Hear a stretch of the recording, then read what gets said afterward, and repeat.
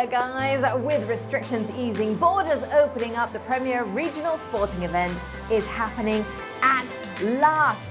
Welcome to the 31st Sea Games.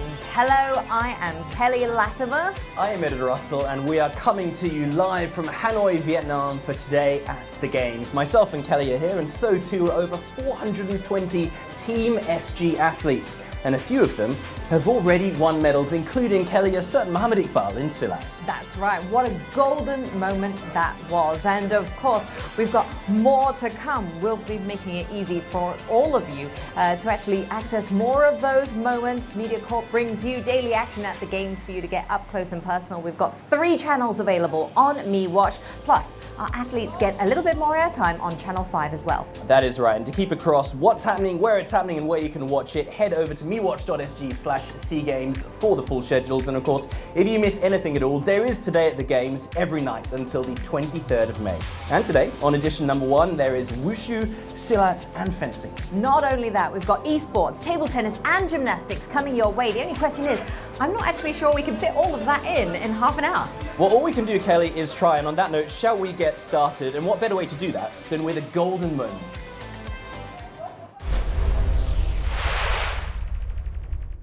Singapore topped the fencing competition at the last SEA Games in the Philippines in 2019 with a total haul of 13 medals. Would our fencers be able to emulate that performance at these Games in Hanoi? Judging from their performance on the very first day of competition at the Medan Indoor Stadium, they certainly look in good form. In the women's individual épée event, Kiria Tikana and Games debutant Elle Koh both made it to the semi-finals. Tikana came up against Thani Korawan of Thailand. Tikana took advantage of her height and reach to race to a 5-1 lead. But by the end of the second period of play, Korawan had reduced the deficit to 2 points. Tikana, though, held her nerve to close out the match 15-12.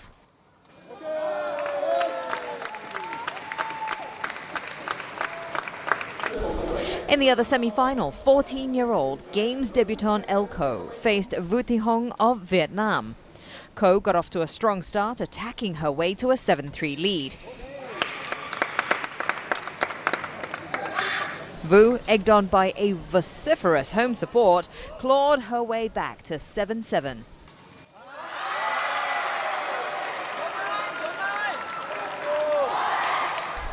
The points then went back and forth until 14-14 to set up a nail-biting finish.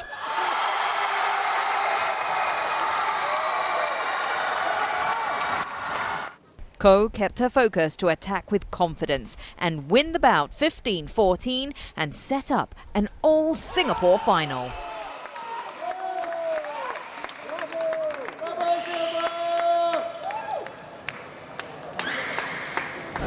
The final between Tikana and Koh turned out to be a tentative affair in the early stages, with both fencers getting a yellow card from the referee for not attacking. By the end of the first period of play, Koh held a slim 2-1 lead.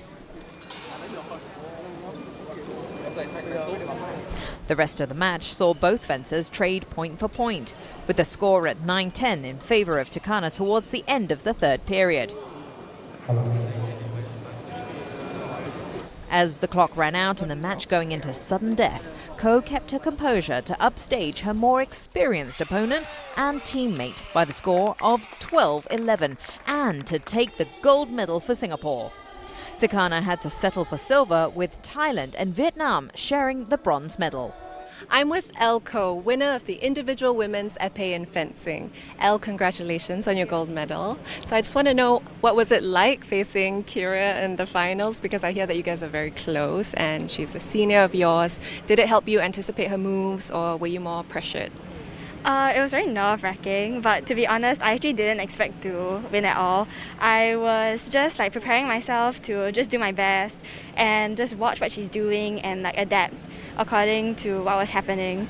I'll be very honest, I really didn't expect to win at all. I was totally, completely prepared to lose. But I was I just want a good score and I want to do my best. Yeah. In the finals, I think she fenced very well. Overall, in the entire day, from the morning to the afternoon, so I was expecting a really hard fight going into the finals, and we know each other very well. We have the same coach, so it was going to be a very tough match. But I think for today, she was the better fencer. In the men's individual sabre semi-final, Singapore's Chan Fu-sien came up against Sri Noelnad Vorogan of Thailand. Chan, who earlier defeated compatriot Choi Yu-yong in the quarter-final, raced to a 6-3 lead against his Thai opponent. However, Vorogan fought his way back to lead 13-8 and eventually win 15-9 to advance to the final, where he was defeated by Vietnam's Vu Tan An. Singapore's Chan and Thailand settling for the bronze. The fencing program continues tomorrow with the team events in épée and sabre. So we move up a category now. It's going to be Singapore versus Vietnam. Pull them together. Oh, a bit high.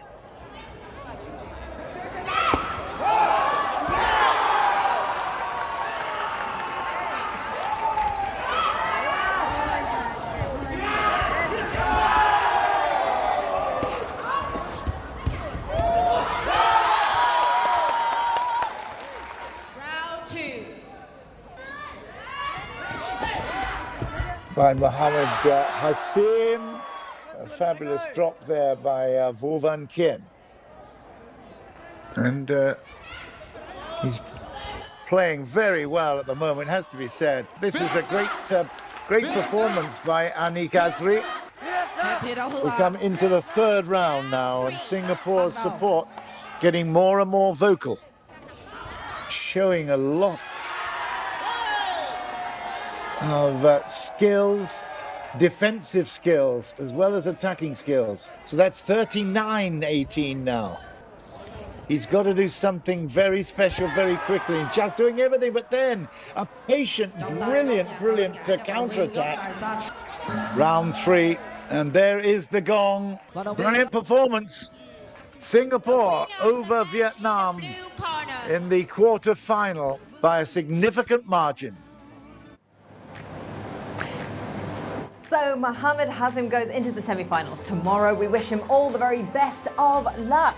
But let's also look at someone else who made it into the semis, and that's Abdul Razik bin Abdul Rashid over in Class F. That's the 70 to 75 kilogram category. Now, he won his bout against his Lao opponent by disqualification, which means that he will face Malaysia's Muhammad Al Jufri in a fight for a final spot on the 15th of May. Yeah, can't wait to watch that one, and well done to both of them. Make sure you send all your good thoughts from Singapore to Vietnam. I guarantee they'll hear them. And of course, make sure you cheer them on here on MeWatch as well. We're going to go for a short break. More martial arts to come after the break, and more of the kind of Bruce Lee kind. We'll see you in a couple of minutes' time.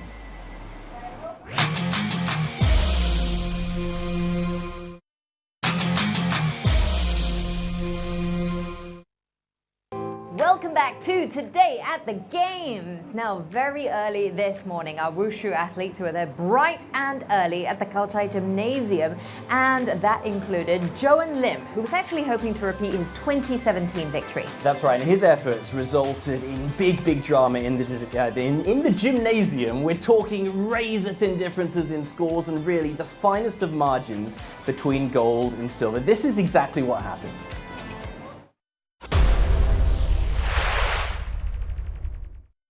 This is the stage belonging to Team Singapore's Wushu exponent, Jowen Lim Si-wei, a place where he can visualize success and collect his focus. After not having competed on the international stage for 3 years because of COVID, the 23-year-old was able to befriend anxiety in his first outing at the SEA Games Wushu Taolu men's Changchun event. The two-time SEA Games gold medalist, the winner of this category at the 2017 edition, showed speed and vigor in his routine. And that near-faultless display earned him a score of 9.70 out of 9 competitors, which saw him tie the average score of Malaysia's Clement Ting Su-wei at the top. But Jowen would have to settle for a silver by a slightest margin of 0.001 when the third decimal digit of the average score is taken into account. It's the nature of Wushu. the scoring differences are always very small, even to the 0.003 or it's just 3 or 4 or 5 decimal places. So what we got to do is just showcase our best and let the judges decide our score. For Wushu, there are 2 main parts. One is the jumps, the difficulties. Number 2 is the technical side, means our movement. So I felt that what I was lacking compared to the gold medalist, probably the technical side, because actually the jumps wise, I think we are all on par. So maybe I just got to work harder on the technical part of my routine. That brings back the memory of another close call at the 2018 Asian Games in Jakarta, where he missed a bronze medal by just 0.01 points. But overall, he's happy to bag another medal for Singapore, his 4th in the last 3 SEA Games. A little bit nervous because it's the first competition since 3 years, but I was very happy that I was able to showcase a perfect routine to the judges that I was working very hard for the past 3 years.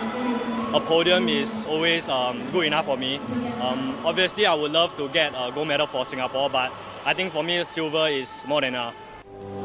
Chan Chun Kai, meanwhile, added another medal for Team Singapore at the men's Tai Chi Chuan finals.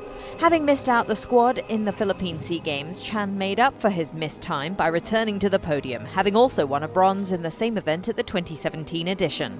And out of 9 competitors, Chan scored 9.57 points to finish 3rd behind Malaysia's Zhi Yan Tan and Philippines' Jowen's Yabres Inso.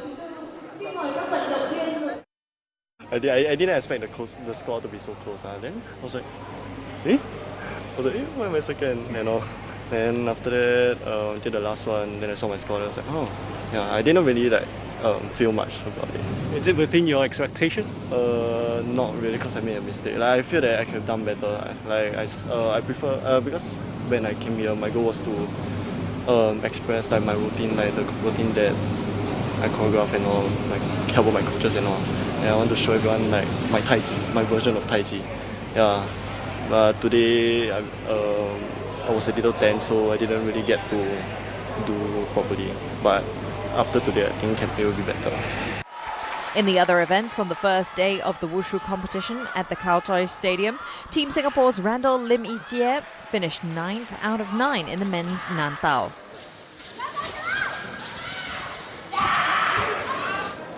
Isabel Chua Sin Ting, meanwhile, finished 6th out of 7 in the women's Jian Shu. I feel today's result was good enough. Today we have 1 silver and 1 bronze. Also can be better. Losing by 0.001 is, to be honest, very, very painful for him and for us. Team Singapore bagged 1 gold and 1 silver in Wushu at the last SEA Games. They are targeting more success in the remaining 2 days of competition over the weekend.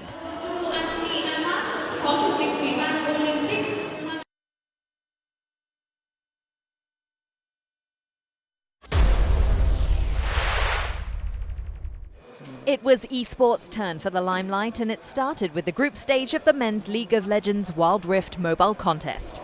This is the second time Esports is being featured in the games after it was introduced during the 2019 SEA Games in the Philippines. In the Philippines, we took back a silver and a bronze. We're obviously hoping to get more medals this year with greater representation. So right now we're in Vietnam, and we just have to put our best foot forward and try our best. With Laos surprisingly being disqualified even before the competition started, Team SG were left to play just Myanmar and crowd favourite Vietnam. It was an exciting affair to start the afternoon, thanks to the shoutcasters who added much excitement to the atmosphere. And Vietnam took the initiative early. Despite some good comeback attacks by Singapore, they eventually took the win. Needing a victory, Singapore came back strongly against Myanmar in their second match, and they managed to take it comfortably. The strategy was to win our lane and control the game through mid lane and bot lane, so we can hopefully snowball through our leads and hopefully win the game. So the game against Vietnam was tough because we knew that they are one of the favourites in these SEA Games. So we tried some new strategies against them, but too bad that it didn't work. But we'll try something tomorrow and hopefully we can beat them. The men's team will play a repeat of today's competition tomorrow, and a win against Myanmar will send them into the semi-finals.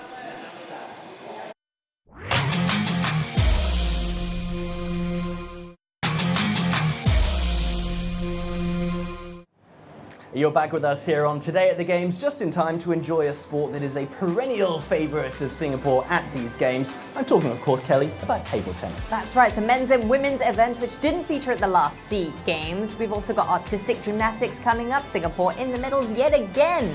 Let's take a look.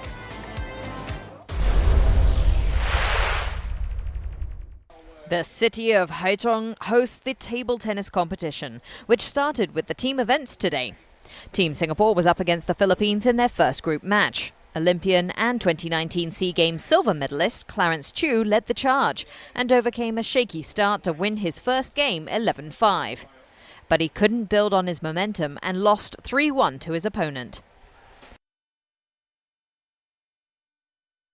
But the 2019 SEA Games gold medalist Koh Pang put Singapore back on track with a 3-game-to-love win. Ethan Poh was the third player and he fought hard to pull Singapore ahead, taking his match by 3-1. Clarence Chiu redeemed himself by winning the fourth tie by 3-0, and that gave Team Singapore a 3-1 win in this group match against the Philippines. Malaysia up next, and Singapore stayed with Clarence to give them their first match win, and he duly delivered.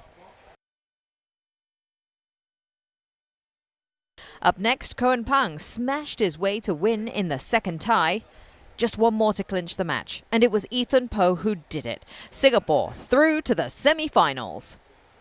I still have a lot to, get used to, especially on court as well as the way I play. So I feel that there's still a lot to improve on, but thankfully we managed to get the 2 wins today, and we will go back and prepare for tomorrow. Regardless of the previous results of SEA Games, the past SEA Games, I think we start from zero. This time we are the hunter, not the hunted, I hope. And so we just give our best for every match and hope for the best. The Singapore women's team faced Cambodia in their first group match. Games debutant Zheng Qian proved too strong for her opponent, winning all 3 of her games to win Team Singapore's first match point. That set the tone for the rest of the tie as Goi Ruixuan and Wong Sin Ru won their games comfortably, beating Team Cambodia 3-0. Like the men, the women's team also faced Team Malaysia in their second match. Consistency was key as Zheng Qian swept her opponent away with a 3-0 win.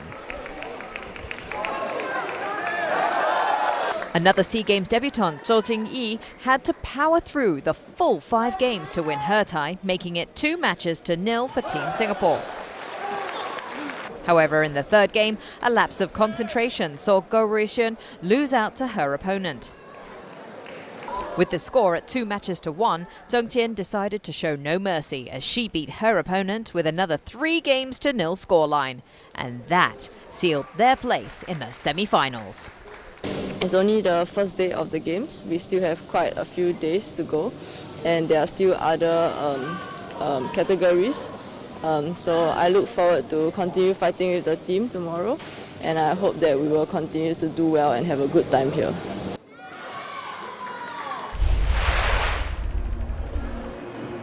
And there is the lineup for Singapore on horizon.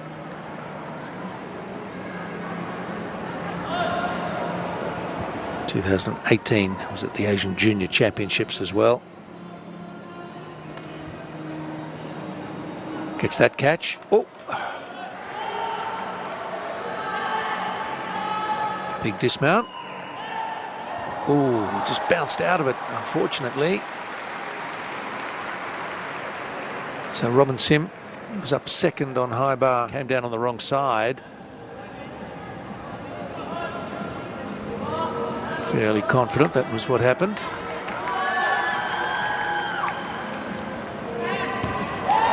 And just put that well and truly by. Watching Singapore warm up on the floor. Back to floor.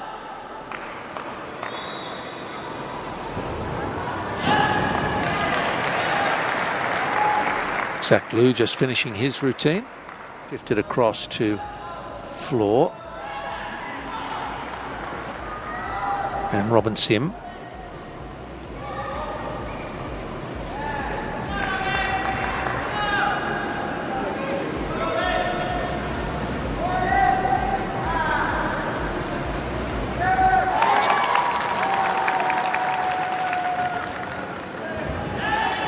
Nice double back.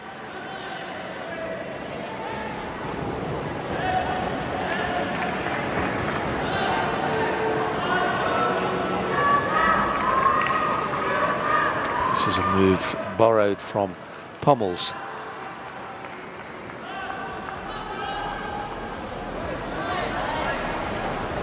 Not a particularly high scoring adaptation, but it's nice to see it. It was well done, that's for sure, by Jowen.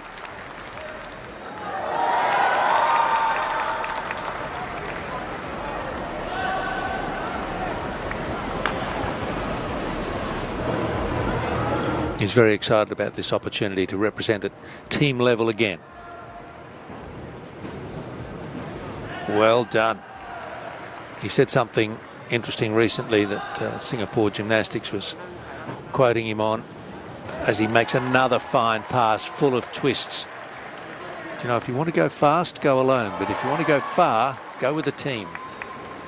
And he's landing these passes well. It's an energetic, full routine.